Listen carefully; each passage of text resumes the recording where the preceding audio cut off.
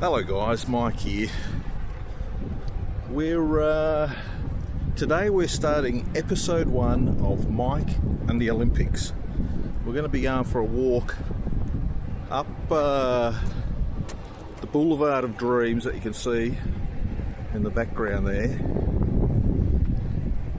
Well, you can't really see much of it, but it's a long road. It's called Olympic Boulevard, and it's lined with these magnificent solar-powered lights. And at the base of each one, let's see what we got here, is one of the Olympics. This is Stockholm, 1912. But we're going to start off today with Sydney 2000. And the reason we're starting off there is because we're standing right in front of the very place where the opening ceremony, the closing ceremony, and all the track and field events, and actually a lot of events were held for Sydney 2000 Olympics. This entire precinct was abandoned land, and in the 90s, when it was in 1992 when Juan Antonio Samaranch said, "And the winner is Sydney." And everybody in Sydney thought he probably doesn't even know where Sydney is because he certainly can't pronounce it.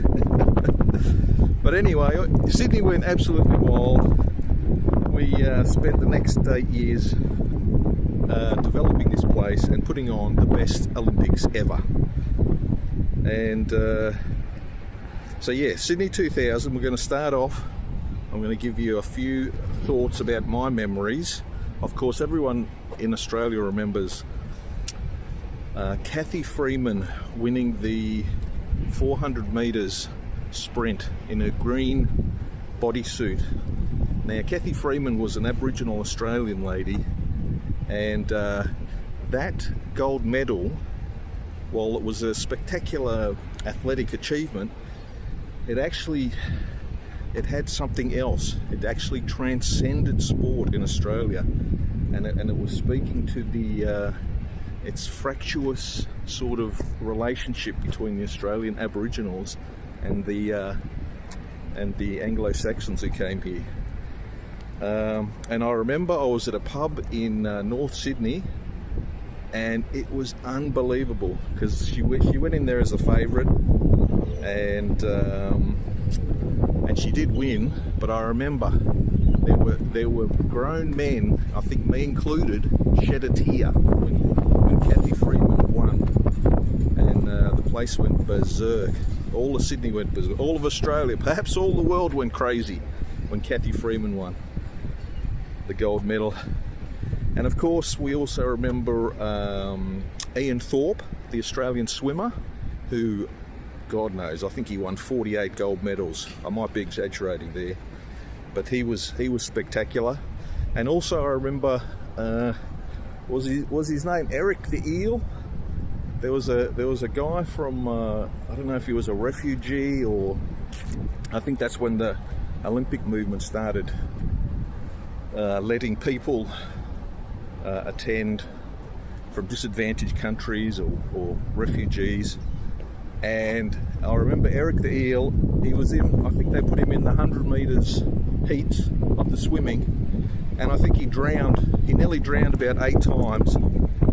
The winner of that event, I think they do it in about 50 seconds. It took Eric the Eel about 4.5 hours.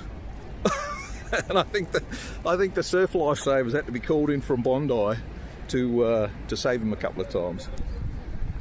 But I also remember attending, it was the first time, I believe, that the beach volleyball was introduced as an Olympic sport, and I was in attendance at Bondi Beach. They set up a stadium there, and I fell in love, because I was a young man at the time. I fell in love with one of the French beach volleyball players.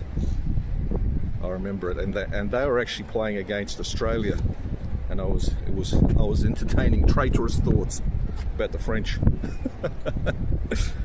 female beach volleyball players.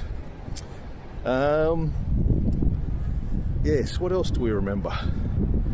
I also remember there was a bit of controversy at the end with Midnight Oil playing at the closing ceremony. One of my favourite, and still is one of my favourite bands of all times, and I think they were told not to make any political statements because they're very much activists for Aborigines in Australia, and if I remember correctly, they all wore t-shirts that said sorry, which they were calling, I think they were calling on, at that time, the Australian government to issue a formal apology to the Australian Aborigines for all the bad things that they did in the past. But yeah, that's enough of my memories. Let's call it a day here for episode 1 of Mike and the Olympics, and that was the Sydney 2000 Olympics, guys. And the next one, Atlanta 1996. We're going to be going back all the way. I think the first one I saw over there was 1896. But yeah, let me know if you enjoyed that, guys. Put it in the comments, and I'll see you for the next one. See ya.